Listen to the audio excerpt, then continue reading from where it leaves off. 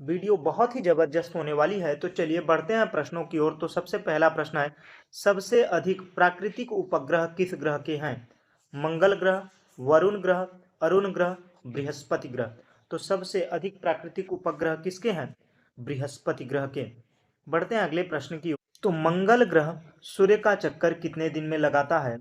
88 दिन में, 225 दिन में, 687 दिन में, 365 दिन में।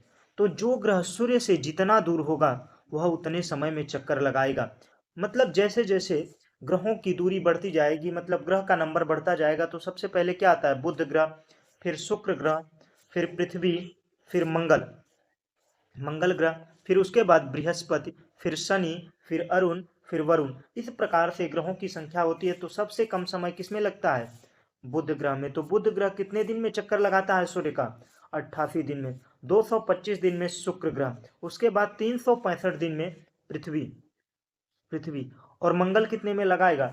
687 दिन में। ऑप्शन सी सही होगा। बढ़ते हैं अगले प्रश्न की ओर।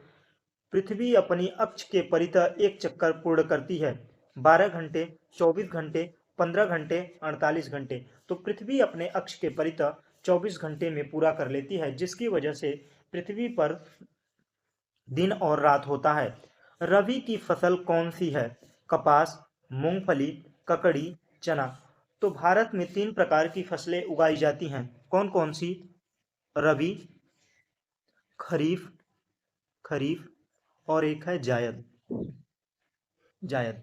देखिए, नवंबर दिसंबर में कौन बोई जाती है? नवंबर दिसंबर में रबी फसल बोई जाती है और काटी कब जाती है? मार्च अप्रैल में।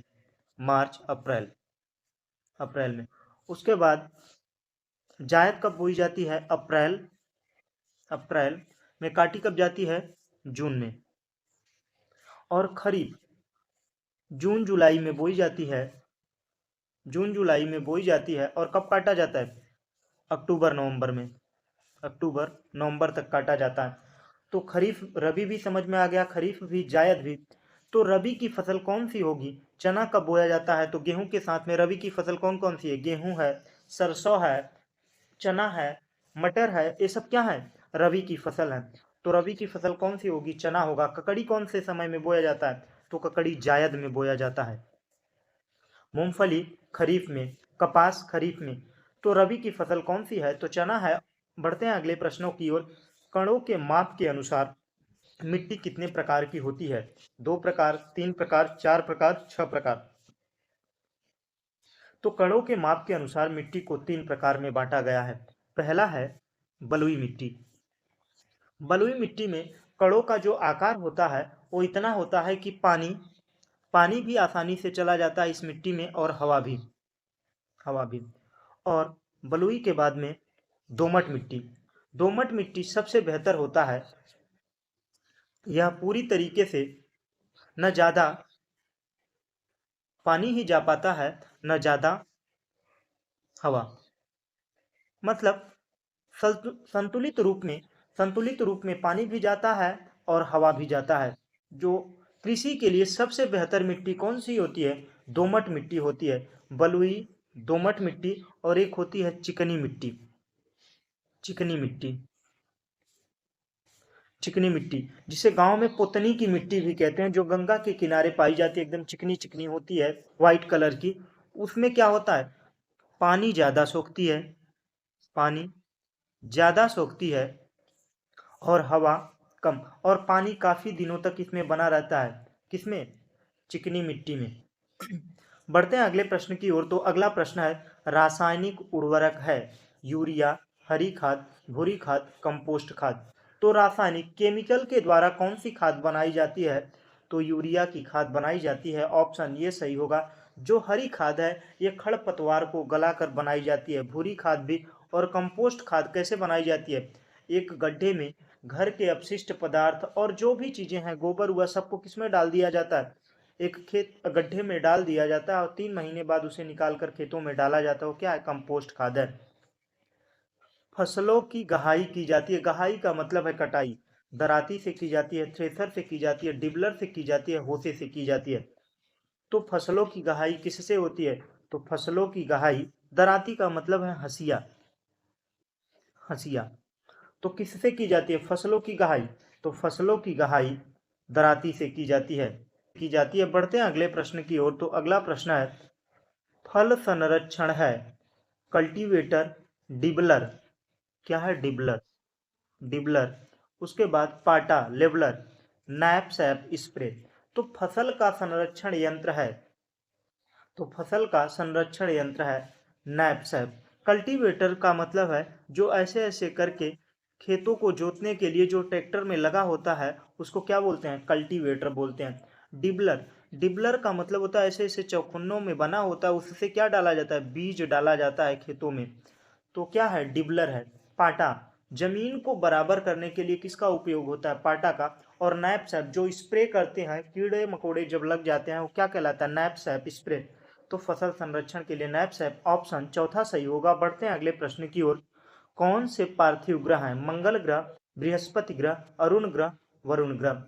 तो ग्रह दो प्रकार के होते हैं, एक है पार्थिव ग्रह, पार्थिव ग्रह, दूसरा है जोवियन ग्रह, जोवियन ग्रह। तो देखिए सूर्य के करीब जो चार ग्रह हैं, सूर्य के करीब जो चार ग्रह हैं वो कौन से हैं? पार्थिव ग्रह। ऐसे कहिए कि जिस ग्रह के सतह कैसे हैं? सतह ठोस है, वो क्या कहलाते हैं? पार्थिव ग्रह कहलाते हैं। और जोवियन ग्रह जिस ग्रह के सतह कैसे हैं? गैसीय हैं, गैसीय अवस्था में है, गैसीय अवस्था में है, वो क्या कहलाते हैं? जोवियन ग्रह। तो मतलब बुध, शुक्र, पृथ्वी,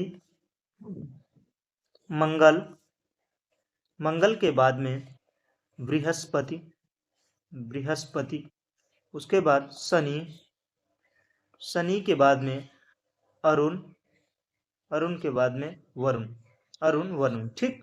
तो ये 8 ग्रह होते हैं। एक ग्रह और था, यम या प्लूटो दिया रहता, उसे 2006 में ग्रहों की श्रेणी से हटा दिया गया। क्यों हटा दिया गया? क्योंकि यह अपने रास्ते से भटक जाता था। ग्रह की खासियत होती है जो सूर्य का अपने पथ पर रहकर चक्कर लगाए वो क्या कहलाता है? ग्रह कहलाता है। तो पार्थिव ग्रह समझ में आया, जोवियन ग्रह समझ में आया। तो पार्थिव ग्रह कौन सा है? मंगल ग्रह है कि बृहस्पति ग्रह की अरुण ग्रह की वरुण ग्रह। तो पार्थिव ग्रह जो सूर्य के करीब चार ग्रह हैं वो कौन से ग्रह कहलाते हैं? पार्थिव ग्रह। तो कौन सा इसमें?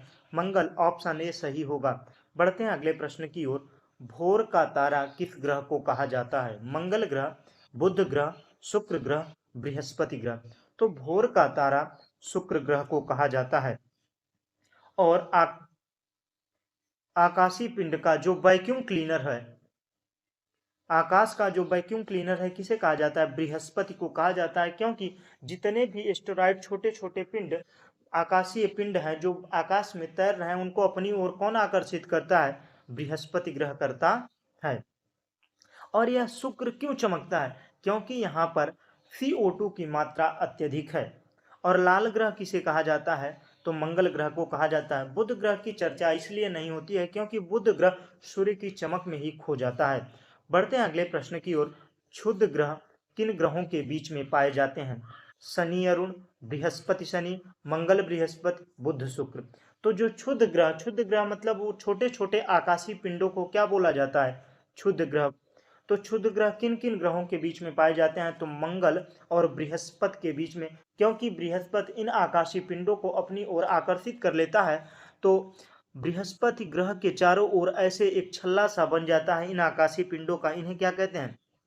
क्षुद्र ग्रह कहते हैं।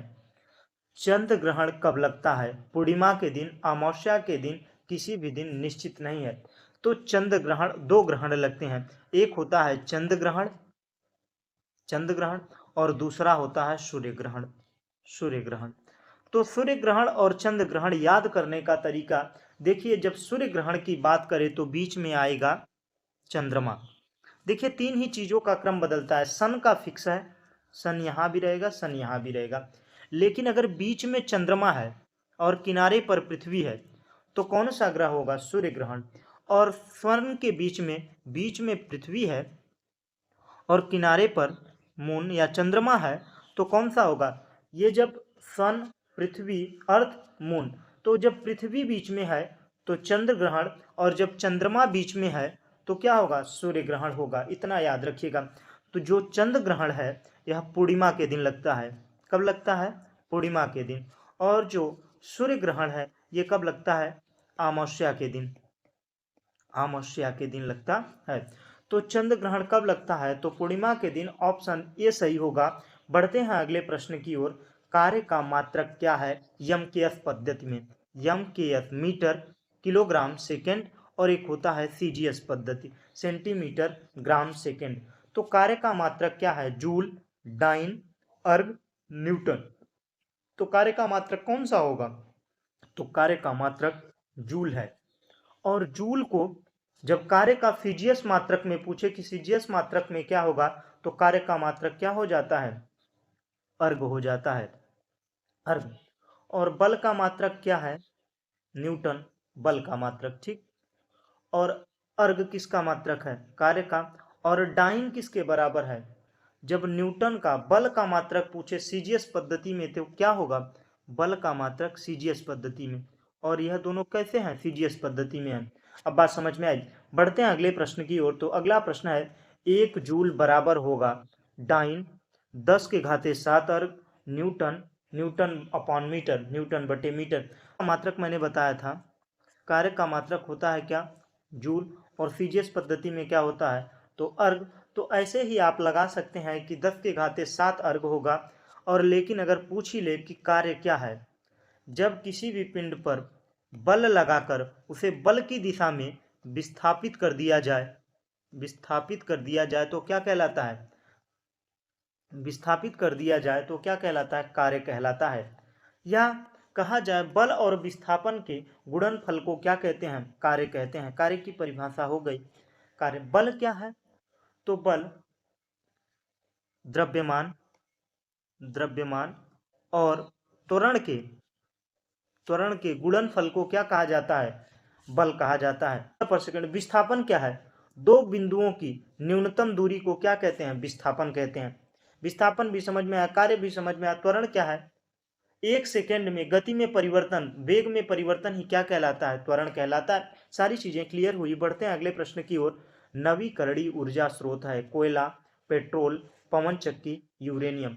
तो नवीकरणीय ऊर्जा वो है जो रोज बन रही है, रोज बन रही है और जिससे प्रदूषण नहीं होता, वो क्या कहलाती है, नवीकरणीय ऊर्जा। जैसे सूर्य से आने वाला प्रकाश, ये क्या है, नवीकरणीय ऊर्जा है। पवन, हवा चलने से पवन चक्की चलती है, उससे क्या प्राप्त होता है, नवीकरणीय ऊर्जा प्राप्त होता है। और जिनसे नवीकरणीय होता है और अनवीकरणीय, अनवीकरणीय, अनवीकरणीय ऊर्जा। तो अनवीकरणीय ऊर्जा का उपयोग कब होता है, जैसे जो सीमित मात्रा में है, सीमित मात्रा में है और जिनका उपयोग से प्रदूषण फैलता है, प्रदूषण फैलता है, वो क्या कहलाते हैं, अनवीकरणीय ऊर्जा कहलाते हैं। ऐसे समझिए। तो कोयला क्या है, सीमित मात्रा में है। पेट्रोल क्या है, सीमित मात्रा में है। यूरेनियम क्या है, सीमित मात्रा में है। लेकिन नवीकरणीय ऊर्जा, नवीकरणीय ऊर्जा पवन चक्की का है जो रोज बन रहा है, जिससे कोई भी प्रदूषण नहीं हो रहा है, बड़े ही आसानी से। मतलब नवीकरणीय मतलब जिनका उपयोग करें या ना करें वो आ रहे हैं। सूर्य तो डेली निकल रहा है ना, तो ऐसा नहीं है कि सूर्य खत्म हो जाएगा जल्दी से, नवीकरणीय ऊर्जा है। बढ़ते हैं अगले प्रश्न की ओर। डायनमो ऊर्जा को बदलता है, यांत्रिक ऊर्जा को विद्युत ऊर्जा में, विद्युत ऊर्जा को यांत्रिक ऊर्जा में, प्रकाशीय ऊर्जा को विद्युत ऊर्जा में, रासायनिक ऊर्जा को विद्युत ऊर्जा में। तो यांत्रिक ऊर्जा में विद्युत ऊर्जा में बदलता है। यांत्रिक ऊर्जा को विद्युत ऊर्जा में कौन बदलता है, डायनमो, डायनमो। डायनमो क्या होता है, जो जनरेटर होते हैं, जनरेटर के आगे जो मोटर लगी होती है जिसकी वजह से घरों में बिजली मिलती है, वो क्या कहलाता है, डायनमो कहलाता है। तो ऑप्शन ये सही होगा।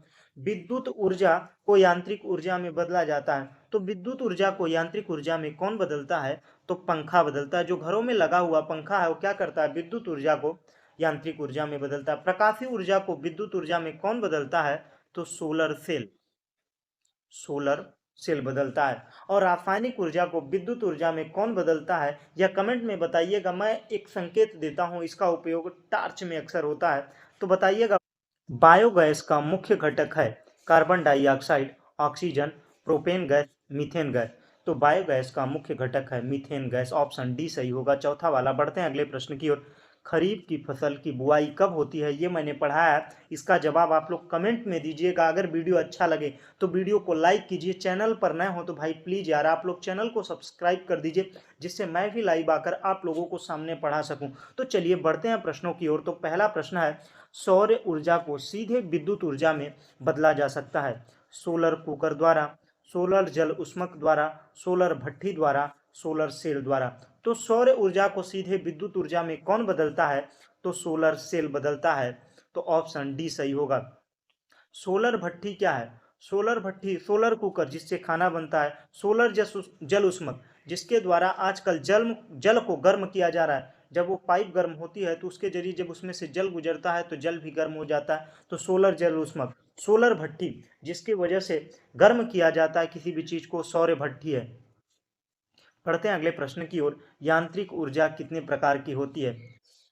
जिसमें गतिज और स्थितिज ऊर्जा के कारण, यांत्रिक ऊर्जा उसे कहते हैं जिसमें गति और स्थिति के कारण ऊर्जा विद्यमान होती है, उसे यांत्रिक ऊर्जा कहते हैं। तो यांत्रिक ऊर्जा कितने प्रकार की होती है? दो प्रकार की होती है। पहला गतिज ऊर्जा, गतिज ऊर्जा, और दूसरा स्थितिज ऊर्जा, स्थितिज ऊर्जा।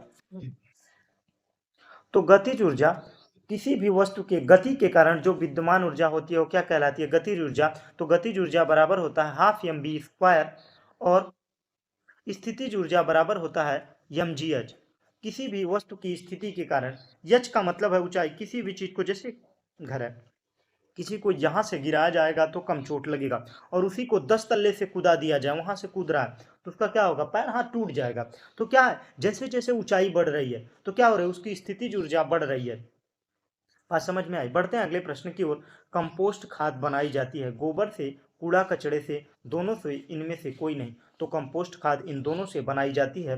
बढ़ते हैं अगले प्रश्न की ओर। डिबलर से बुआई नहीं होती है। जो डिबलर है, डिबलर मैंने बताया था ऐसे चौखुन्ना का होता है, बीच में ऐसे लगा रहता है, उसमें छोटे छोटे ऐसे पाइप नुमे लगे रहते हैं जिसमें अनाज डाला जाता है, और इन छोटे छोटे पाइप के द्वारा अनाज गिरता है। तो गेहूं तो बोया जाएगा। धान क्या होता है? धान की रोपाई होती है, लगाया जाता है। तो धान नहीं होगा, ऑप्शन बी सही होगा। चने की बुआई हो सकती है, बाजरा की भी बुआई हो सकती है, बाजरा। बढ़ते हैं अगले प्रश्न की ओर। बलुई दोमट मिट्टी में रेत की मात्रा 60 से 80%, 50 से 60%, 60 से अधिक, 60 से कम। तो बलुई दोमट मिट्टी में रेत की मात्रा कितनी होती है? 60% से अधिक होती है। ऑप्शन तीसरा सही होगा। किस ग्रह को 2006 से किस ग्रह को 2006 में ग्रहों की श्रेणी से हटा दिया गया? पृथ्वी, मंगल, नेपच्यून, प्लूटो। तो कौन सा ऐसा ग्रह है जिसे ग्रह की श्रेणी से हटा दिया गया? तो यम ग्रह है जिसे प्लूटो कहा जाता है।